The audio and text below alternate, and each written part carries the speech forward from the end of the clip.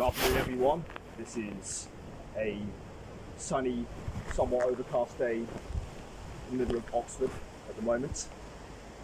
James, or the approach coach, as he calls himself, asked me to do a short little review of a first-time coaching service that I took on with him for 2 hours around the Paddington area of London.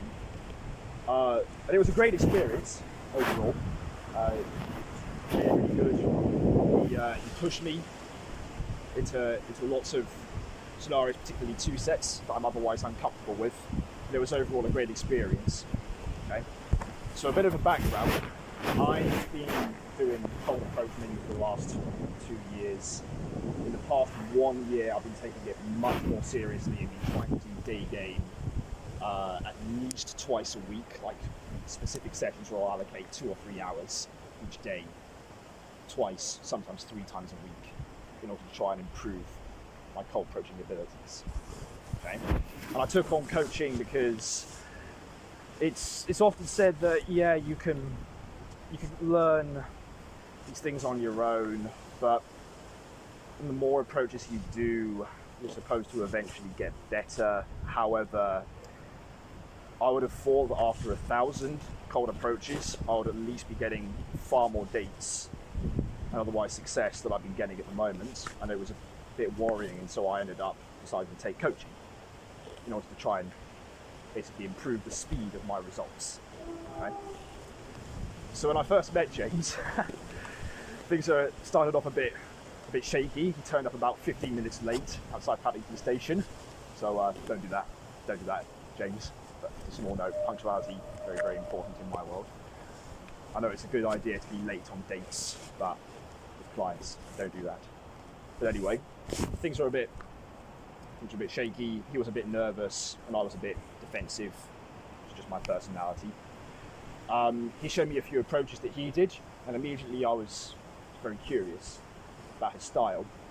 And after we did some approaches together, like he started pushing me, giving me advice, and things got a lot more fun, which was great. So like I said, it was overall a great experience. By one particularly interesting example, the art of persistence.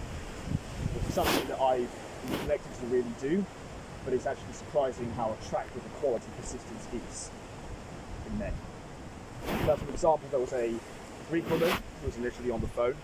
I just stopped her with a fairly generic direct opener, and she was immediately, I could tell from her body language, she was crossing her legs, very, very interested in me.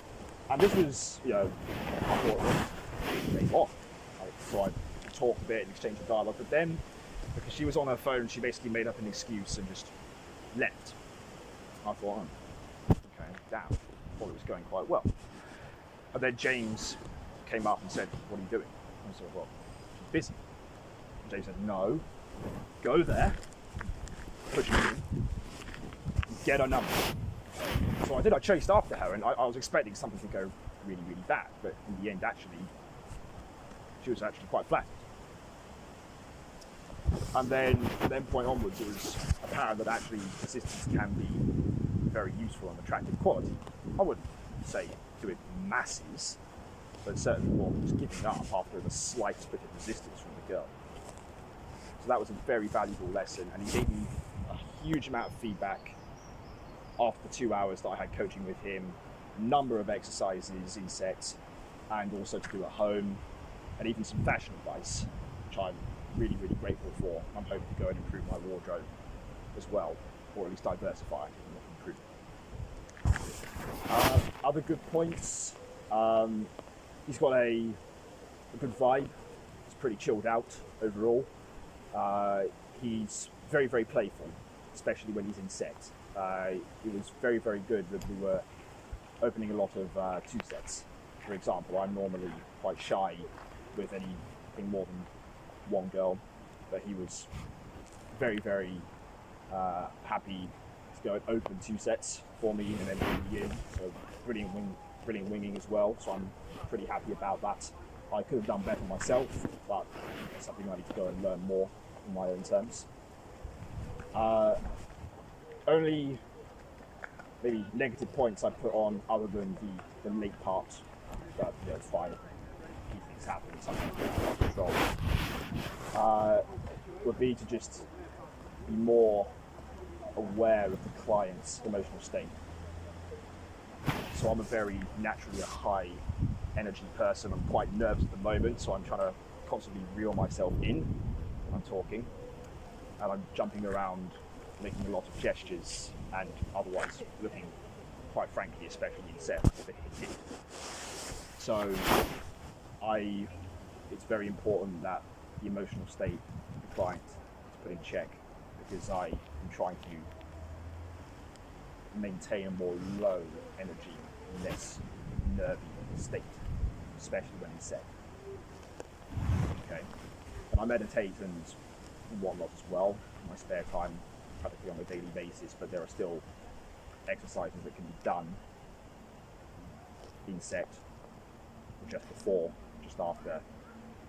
It's very important to reassure the client, to make sure they're at ease, just nerve out and lose the ability to think. And a small minor point would be just to be a bit more decisive on the location. This is probably just from my perspective, but I felt like I was the one telling us where to go throughout the experience, rather than the other way around.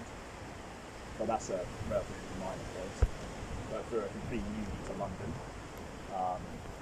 I would expect more assertiveness from the coach to the client. But other than that, it was a great experience. He's great to talk with. He's got a wealth of experience. I'm very interested to see how he goes on in night game. The day game experience was a lot of fun. I hope to see him again. And I'm very interested in being pushed out of my comfort zone. It's very, very important to go and leave the comfort zone, particularly as a beginner. With that said, since you're watching this, James, thank you very much for your coaching. Looking forward to see you again. Otherwise, I'll leave you with you in Oxford. I'm Ed, and this is me out.